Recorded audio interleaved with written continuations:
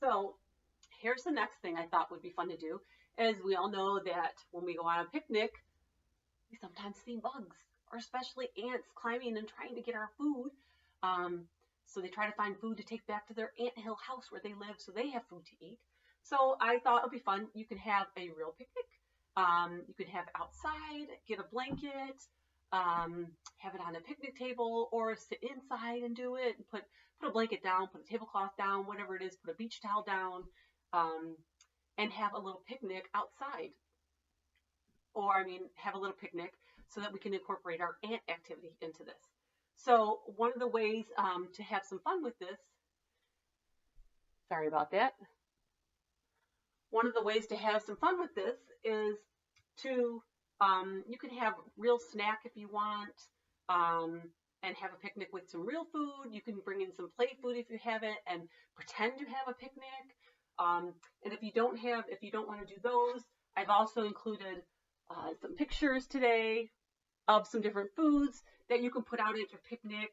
You can just lay them out on your blanket and spread out all your foods on your blanket if you want, as if you're having a picnic and going to eat the food. And like I said, you can use play food. You can have some real food, some snacks or something. And then you can also, if you don't want to use the blankets, I included a little printout that looks like a little picnic tablecloth. You can put that down and put the paper food on top of that, not glued yet, but you can put it on top of that if you want. And then also you want to make sure that you have a little cloth or something that can be the ants picnic. So I told you there's some paper ants that I'm sending you to for this week, so you can cut those out and you can put them on their own little thing because the ants are going to have a picnic too next to us. Or if you don't want to print those ones out, you can also print this one out, which is already ants on the picnic tablecloth, and they have their little picnic going there too. So you can do that too. So one of the things that I thought would be fun is while you're pretending to have your picnic, because ants are all over, and if ants start crawling on you, they start to tickle you. So I thought what might be fun for you to do with your kids is while you're having your pretend picnic, you get to be the ant. And you can start tickling them, tickling on their toes, and then going up their legs, and just playing that nice social interaction. And the nice part is you might stop and you might ask your child, oh, did you want more ants to tickle you? And giving them the opportunity to communicate that they want you to do more of something. So then building that communication piece in here too as to what they would like you to do. And if they want more, then you can tickle them some more while you're playing at your ant picnic. So you get to be the ant and you get to tickle your kids all the way up their body, which also lets you talk about their body parts. Do you want me to tickle your leg or do you want me to tickle your arm? What do you want the ants to tickle? So it gives them lots of language to work with, making choices, all the things that we work on when we're at NIP. So you can play that, as well as I have a thing where you can actually have some choices between foods. So like I said, if you have real foods, you can talk about how the ants are going to get our food too, and they want to have a picnic, so they need some food too. So let's talk about choices. What should we give the ants? And you can use play food, like I said. You can use your real snacks if you want to, and put them on the thing where the ants are. However you want to do it. But if you want to use the pictures, they're here too. So I have pictures here of French fries for a sandwich. Should we give the ants French fries, or should we give them a sandwich? Which one? And then whichever one your kids choose, they're going to have them put that on the one where the ants are, on the ants picnic over here. That's the ants picnic table or picnic blanket. So they have put it over there, and then do more of them. Do you want French fries, or do you want ice cream to give to the ants? Well, they might want to keep that ice cream, so maybe they want to give them the French fries. And then they can put the ice cream, if they want, back on their blanket, or they can put it on the blank one, the piece that looks like a picnic, and they can put the ones over there that the ants didn't want. They didn't want to give the ants. Then maybe you want to ask them, did you want a cupcake or some fruit? And whichever one they want to give to the ants, have them put on the ant one. So maybe they give them some fruit. And they want the cupcake, so have them put that on theirs. And like I said, it can go on the paper one. It can go on just on your picnic blanket that you have in front of you, however you want. And there's a lot more pictures. But I encourage you, if you have play food, use play food. Which one do you want? Unless you like the challenge of your child needs the challenge of those photos, which are not a real object in their hand to hold, then use the pictures instead and do it with your child and have a picnic. And then when you have it all done, you can take and you can, if you want to print this or get a blank piece of paper for both of these. And then the ones that you chose for the, if you're using the pictures, the ones that you chose for the ants, glue on the ant one, on the ant thing if you want to print that out. Or you can use pictures too. I didn't mention this, but if you don't want to print, you can use pictures from grocery ads.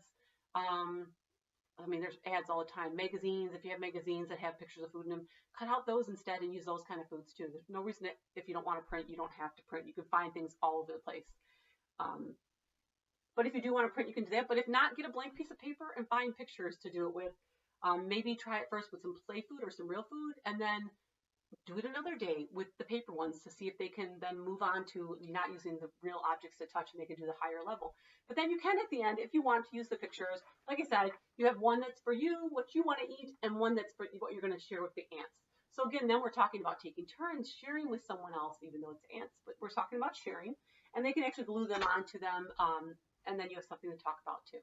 So that's all the things you can do in terms of the picnic. If you have other great ideas, please share them with me, and I'll share with the other families if you have some great ideas on how to do a picnic and have our ants incorporated. If you have play bugs and you have some play ants, bring those into the activity because it's a lot fun. It's a lot more fun when you can do that. All my bugs, of course, are at school.